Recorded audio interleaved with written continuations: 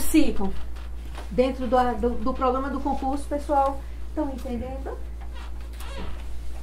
Bom, testes para subavaliação e testes para superavaliação. Sub e super. Super e super. Ó, super, tá? Baixo, super, acima, ok? No teste para subavaliação, o auditor parte do documento para o razão geral. Ele parte do particular para o todo. Na subavaliação, ele parte da amostragem particular de informações para o todo. Esse é o princípio dele, né? Ele parte da amostragem para o todo, tá? O auditor parte do documento para o razão geral, ou seja, é o contrário do teste de superavaliação, né? Que aí seria diferente. É do todo para o... Aí seria o triângulo. Lembra? Que eu coloquei aqui? Ele sai daquela amostragem, aí ele vai para os blocos de impostos federais, para ele buscar o que agora, quais os impostos federais. Certo? Aí seria o super. O objetivo do teste de superavaliação e aí, segundo Almeida, serve para identificar a subavaliação dos créditos, se for no caso, né? Sendo que pode ocorrer com a não inclusão do documento no registro inicial, soma a menor dos registros ou razão geral e transporte a menor do registro inicial para outro registro. Em outras palavras, gente, vamos lá, para vocês entenderem isso aqui. O objetivo dos testes de subavaliação é ele trazer o seguinte: uma amostragem de uma determinada informação que o leve a uma resposta daquelas informações que são contidas naquela amostragem. É um todo, só que ele pega uma informação menor e daquela informação que é a subavaliação, ele tem uma resposta para o todo, certo? Então, é a base da pirâmide para o ápice. É a subavaliação. A super é o triângulo invertido, né? É a base do maior e ele vai buscar a resposta apenas para aquele menor. Certo? É o contrário, viu? No teste para superavaliação, o auditor parte do valor registrado no razão geral para um documento menor. É a informação maior para aquilo que ele quer auditar e encontrar a resposta na demonstração contábil. O objetivo dos testes de superavaliação, segundo Almeida, é detectar superavaliação de débito. Veja, na subavaliação é crédito. Aqui é débito. Lembra que, veja, na subavaliação ele sai do maior para buscar o menor, ele vai buscar o crédito, né? Na subavaliação ele sai do débito para saber se ele vai encontrar algum valor a dever, mas ele quer encontrar menos, ele não quer encontrar mais não. Na verdade, qual é o auditor que está sendo contratado, que ele vai auditar para encontrar dívida? Ele quer encontrar menos prejuízo possível. Na subavaliação ele vai encontrar, vamos lá? Crédito. Na subavaliação ele vai encontrar débito, certo? Bom, e o 6, evidência de auditoria. Lembra lá na TA 530, evidência da amostragem? Ela aqui, ó, evidência da auditoria. O objetivo do auditor é definir e executar os procedimentos. Ele vai definir, ele senta, ele para e ele diz: o que é que eu tenho que fazer? É isso? Então eu vou definir, né, o caminho a traçar e vou executar. Que o permita conseguir evidências de auditoria apropriadas e suficientes. Não sei se vocês já tiveram a oportunidade de entrar no YouTube e ver evidências. É um canal de evidências. Esse canal de evidências é mostrar que Deus existe, que Cristo esteve na Terra. Tudo aquilo que está escrito na Bíblia são evidências. É isso aqui. O auditor ele vai buscar o quê? Evidências. A realidade. Evidência de auditoria compreende as informações utilizadas pelo auditor para chegar às suas conclusões. Evidências. Evidência de auditoria inclui as informações contidas nos registros, naqueles elementos que ele traz para a sua auditoria, que suportam as demonstrações contábeis e informações obtidas de outras fontes também. Lembra que eu disse assim, olha, se ele estiver trabalhando com a amostragem dos agentes para saber a falta de procedimento correto, Ele vai trabalhar no todo, dentro daquele setor, mas não deixa de buscar informações de setores correlatos, né? Que precisa ali. A adequação da evidência é a medida da qualidade da evidência, isto é, sua relevância e confiabilidade para suportar as conclusões em que fundamenta a opinião do auditor. Adequar a evidência é dizer o seguinte, ó, é evidente.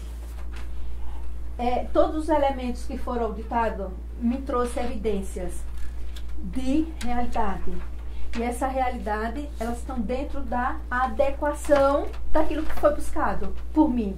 Quando eu parei e pensei assim, eu preciso traçar o meu caminho, né, para buscar os procedimentos ali e encontrar evidências de apuração. Quando eu encontro evidência de apuração, ela me dá o quê? Adequação.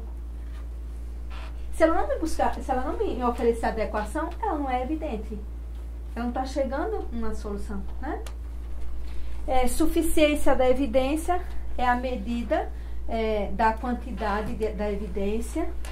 Ou seja, essa realidade aqui é suficiente para mim, então é a minha medida. Eu precisei apenas daqueles elementos, desde o início eu obtei e encontrei as evidências apuradas. Foi suficiente. Então é a medida.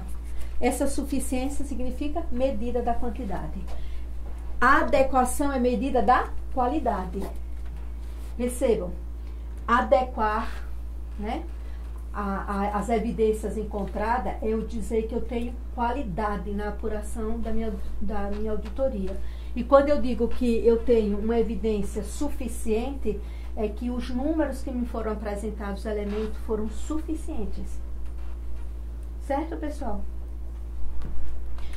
A evidência de auditoria é necessária para fundamentar a opinião e o relatório do auditor. No direito, a perícia não é ato vinculativo. Parecer.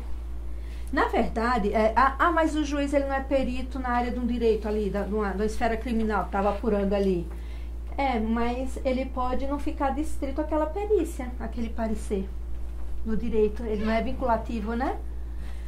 Por exemplo, eu trabalhava nos Correios na época e eu dava parecer aos contratos bilionários, porque era no meu setor que eu trabalhava com mandado de segurança, avaliação de contratos bilionários, e se o meu chefe maior, ele entendesse que o meu parecer não trouxe elementos de evidência para que o convencesse a utilizar aquelas informações, ele não utilizaria. Mas o seu serviço foi para água? Sim, porque o parecer não é vinculativo. Na auditoria ele se vincula, porque ele apura evidências, ele apura a realidade, mesmo sendo na amostragem. Exatamente para fazer as correções. A evidência da auditoria é necessária para fundamentar a opinião.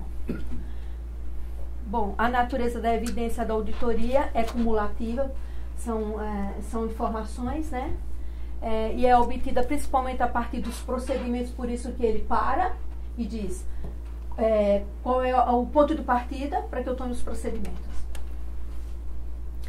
Os procedimentos da auditoria para obter a evidência que é a realidade, através da amostragem de que aquilo ali realmente está acontecendo, para obter essas evidências, pode incluir uma auditoria que leve a ele a inspeção no local, de apenas observação. Lembra aquele teste de observação?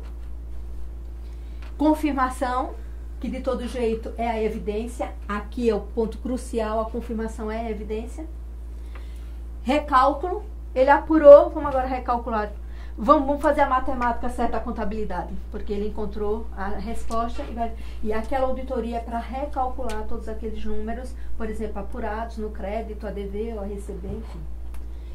Reexecução é retomada dos procedimentos que não eram feitos corretos pelos agentes. Vamos reexecutar tudo de novo, que é para a gente tirar aquelas anomalias que estão surgindo por conta daquela imperfeição criada. Reexecutar tudo. Olha como é importante o serviço do auditor, né, gente? É muito importante. Aí já entra como um plano de ação? Sim, pós-auditoria? Plano de ação, perfeito. Procedimentos analíticos, não vai fazer reexecução, nem recálculo. Sim, confirmação, observação, inspeção, talvez. mas o procedimento analítico. Aqueles procedimentos que foram tomados na apuração da auditoria, ele vai dar o checkmate, ele vai dar a sua opinião. Ele vai analisar os procedimentos e vai dizer se estavam ou não equivocados. E indagação, ele vai levantar questionamento. E agora? Uma nova perícia. Quando ele apura, que ele indaga, e agora como fazer? Ou a administração, né? Começa, através daquela indagação, se alertar e começar a ser utilizado em novos procedimentos, ou com aquela indagação, levanta um novo questionamento, vamos apurar. Aí uma nova auditoria com base nos questionamentos. Certo? Aí seria uma auditoria mais focada dentro daquele questionamento. Aquilo ali. Como, por exemplo, na época dos Correios, houve uma indagação, tem gente botando o dedo no bolso, vamos fazer a perícia. Aí já foi em loco, já foi direto naquilo que a perícia por trás tinha apurado que o negócio estava feio, o negócio não estava certo. Aí indagou se aumentava ou não alguém sendo subornado, tal. Então vamos apurar. Aí apurou. Aí o Ministério Público Federal para denunciar. Entende? Bom, aí eu venho tratando cada um dele, tá? Eu vou passar bem rapidinho, tá? Mas é bom que vocês tenham essa noção. Inspeção dos procedimentos da auditoria envolve sempre as letrinhas, as palavras em negrito, tá? Envolve o exame de registro de documentos internos e externos, são procedimentos. Observação dos procedimentos de auditoria, aqui é inspeção, tá? Inspeciona, né? Os registros de documento. Observação, fornece evidências de auditoria a respeito da execução do processo ou dos procedimentos. Ele observa se os procedimentos estão sendo trabalhados, talvez ele nem avisou a gente, né? Confirmação externa nos procedimentos de auditoria representa evidência de auditoria como resposta escrita de terceiro ao auditor. Isso aqui, confirmação externa, é alguém sendo indagado ou buscado para informar o auditor de fora para dentro se aquilo está sendo realmente praticado dentro daquela empresa. É aquilo que você disse sobre o atendente, né? Uhum. Então, o pretenso comprador, ele é de fora, mas ele será ouvido através... deixa a sua opinião. Você foi bem atendido? Não sei o quê. São informações de fora. Certo? Recálculo nos procedimentos consiste na verificação da exatidão matemática dos documentos, ou números, enfim, tá? Então, é recálculo, né? Refazer. Pode ser refeito manualmente ou por eletrônico, sistema eletrônico. A maioria hoje é muito por aqui, tá? A auditoria, quando ele mexe muito com as informações contábeis, ele mexe muito na parte eletrônica, né? Por isso que facilita ele fazer o encontro de contas, né? Algumas situações ele vai no manual mesmo, né? Ouvir alguém, pegar documento, analisar, enfim. Reexecução dos procedimentos envolve a execução independente pelo auditor de procedimentos ou controles que foram originalmente realizados como parte do controle interno.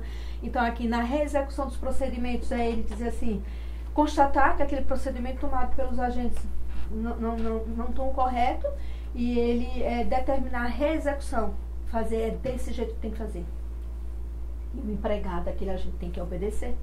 Porque são informações que o perito, o auditor, ele encontra, constata, e ele observa, e ele, como diz assim, orienta. Claro que ele orienta. O agente vai atender ou não, é demissão. Geralmente fica registrado, né? Nas próximas auditorias, ele pega a auditoria anterior e vê se ele vai registrar. E ele vai registrar que ele disse que opinou por orientar aqueles agentes a fazer assim. Procedimentos analíticos consistem em avaliação das informações, por isso que é analítico. O auditor, ele analisa as informações Isso é o tempo todo, tá? Seja ele de conhecimento financeiro ou não financeiro, dentro ou fora da entidade, ele vai analisar o tempo todo. Ele faz isso o tempo todo. Formas da indagação, aí ele vem indagações escritas formais, ele faz de forma expressa, né? Ele faz o questionamento e ele escreve aquilo ali e deixa registrado, ou indagações orais informais. Ele indaga de maneira oral, né? Ao superior, aquele gestor, né? Se aquilo ali realmente é certo dentro da repartição, se ele tem conhecimento sobre aquelas práticas, certo? E o último, para a gente encerrar, procedimentos de auditoria, é o conjunto de verificações e averiguações, previsto aí num programa de auditoria, é qualquer uma dessas normas que a gente leu ali, tá? São normas, né, da auditoria. Então, auditoria independente, auditoria interna, várias auditorias que a gente viu ali, né? Que permitem obter evidências ou provas suficientes e adequadas para analisar as informações necessárias à formulação e fundamentação da opinião a opinião do auditor, só que é uma opinião vinculativa, porque ele audita, ele encontra a resposta para aquilo. Exemplo de procedimento: análise financeira de uma conta corrente, de convênio da empresa junto com uma repartição pública ou junto a uma instituição financeira, né? Esse é um exemplo que eu trago aqui para vocês, tá? Procedimento de auditoria, ele representa a essência do ato de auditar, definindo o ponto de controle sobre o qual se deve atuar e o que se deve fazer, né? Ou seja, como deve ser feito aquele exame, aquela avaliação dele, aquela análise que ele fez após o término. Procedimento de auditoria, ele abrange teste de observância, que a gente já viu, tá? Né?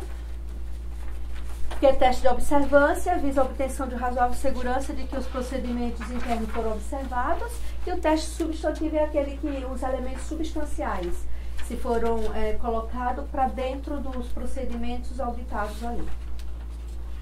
A auditoria interna contábil é exercida nas pessoas jurídicas de direito público, interno e externo, nacional e internacional, bem como de direito privado, as empresas privadas. Então, a auditoria interna contábil pode ser feito, aí vem concurso. A auditoria interna só pode ser feito por pessoa jurídica de direito público interno? Não. Pode ser também de direito público externo, né? Por exemplo, né, essas empresas que têm brasileiras, que tem um polo fora do país, vamos supor, a Codize teve um tempo que tinha fora do país, uma tipo sucursal, né?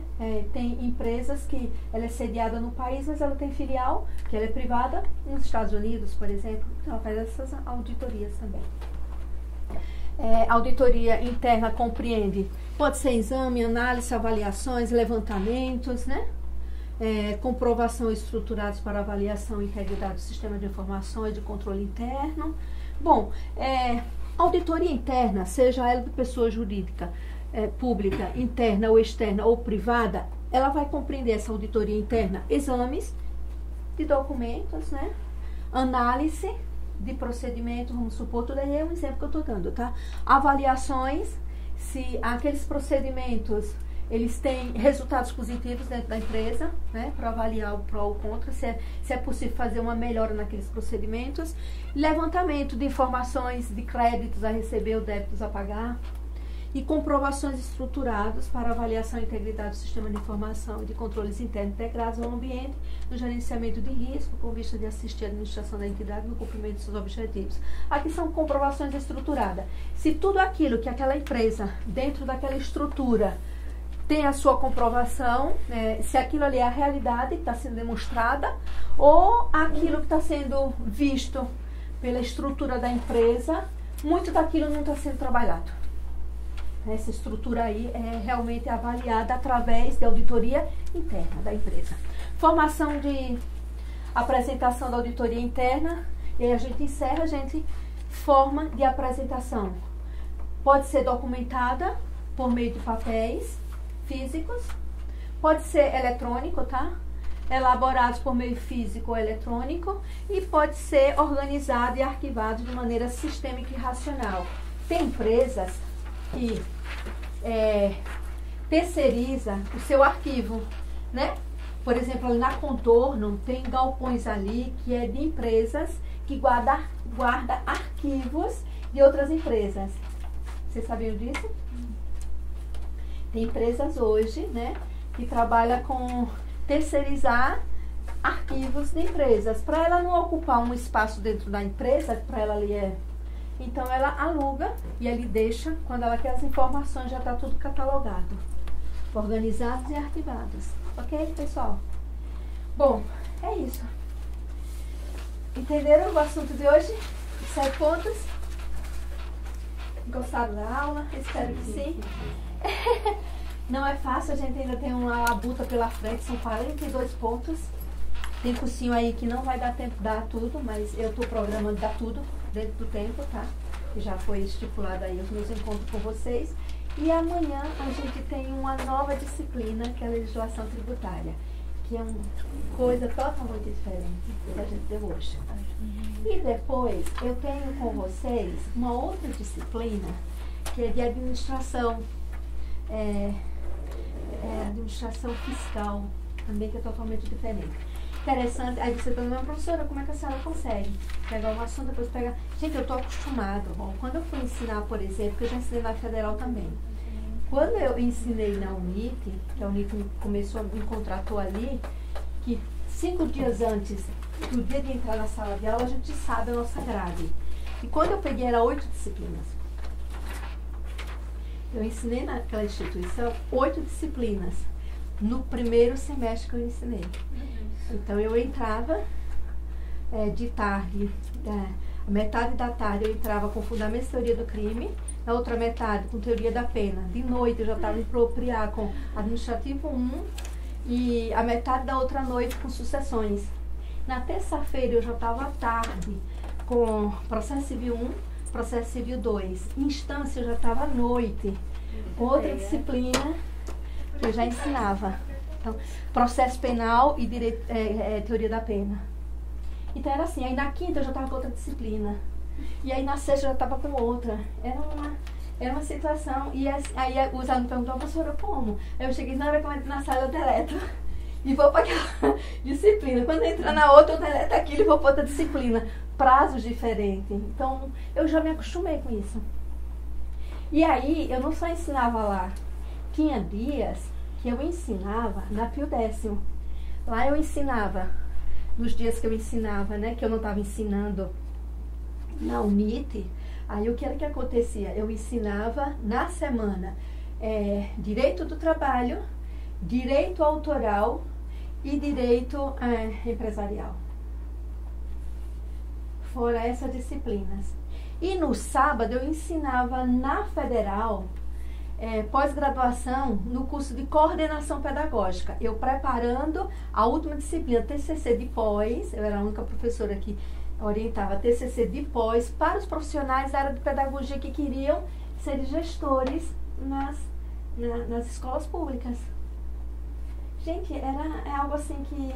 E eu dormia bem. Eu tô aqui inteira, sorrindo. Entende? Por isso que é possível, gente.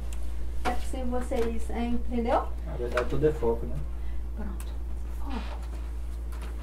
Foco. Às vezes você passa... Faça o se que você, quando está precisando no dia, às vezes você passa 3 horas aqui, ó, em rede social. 10 minutos de manhã, 8 horas, 10 minutos, 9 horas, aí quando chega no final do dia, passou 3 horas. Essas 3 horas você podia eu posso dizer que eu acho que posso, né? Dizer na minha rede social, posso, né? Tem lá questões de direito empresarial, né, da contabilidade, que eu faço por nicho. Então, ali eu produzo tudo, sou eu que produzo. Eu produzo os feeds, os stories e o conteúdo de direito. Tem compliance lá. Depois vocês seguem, se quiserem me seguir, fiquem à vontade. O conteúdo jurídico digitais é meu. Entende? Conteúdo jurídico digitais. É um logozinho amarelo com azul. Tem muita coisa boa da área que vocês estão trabalhando aqui no seu dia a dia. Aí lá tem o Linktree. Na bio, quando vocês clicam ali, tem todos os projetos meus e outras redes sociais. Aí vocês dizem, e a senhora dá conta de tudo? A gente dá tudo. Tá certo. E ainda sou, viu? Aí vem a pergunta que as mulheres reclamam, e eu crio artes, gente, eu crio artes que corporificam nesse livro aqui. Eu estava até conversando com o dono daqui, né, o senhor daqui, o Fábio, que eu produzi Planebook. Vocês nunca ouviram isso. Eu produzi um planner de estudo com o e-book, por exemplo, da Lidb. Eu desenhei ela. Como é algo da minha cabeça, não tem mundo. Porque saiu da minha cabeça. Na verdade, quando sai da cabeça da gente, tem tanto no mundo, né? E aí eu criei uma nova forma de estudar Lidb desenhado através de mapas mentais. Tem 90 e tantas folhas, mais 60 e pouco do planner, que é eu ensinando a planejar o estudo. Aí eu desenho as folhas. Eu desenho as folhas e consolidei, botei um Planebook. Eu mesmo criei essa tecnologia, Planebook, não tem como. Eu criava, porque, ó, criação, por eu ser mestre, eu entendi quando eu estava fazendo mestrado, e aí serve para vocês, que invenção vem do óbvio, viu? Não é da complexidade, não. Certo? Parabéns. E aí eu vou ensinando depois a vocês. Eu falo que, gente, façam isso. Ó, meu escritório virtual, né? Fui eu que criei, gente. Aquilo que tá lá que vocês vão ver, né? Que lá no meu Linktree leva para os meus projetos, para a lojinha e tal. Tudo aquilo ali foi eu que criei. E eu não sou formada em informática, não, tá? Eu criei um vlog, conteúdos lá no WordPress, criei a loja, uma das lojas no Webnode, criei outra loja no Elo7, criei outra loja no Colab. Eu faço desenho e corporifica numa xícara. Nas sandálias, cada havaiana linda, sou eu que desenho aquilo. Eu, uma ex-aluna da faculdade, que eu chamei ela, vem fazer projeto comigo. Entende? Ok, gostaram da aula? Fico feliz. E que horas é essa? 9? 18? Eita, passou 20 minutos, não tem problema, mas foi válido, né? Próxima aula dessa disciplina, a gente vai trabalhar as questões. Portanto, lê aquelas leis e tente responder. Ah, professora, eu vou copiar e colar na internet, não tem problema não, aí já é uma pesquisa. Pode vir com as respostas, certo? Ok? Até o próximo encontro, que amanhã é uma nova. E se o senhor tiver alguma dúvida, o senhor me passa, que eu vou estar aqui uma hora antes da manhã, tá certo? Ok?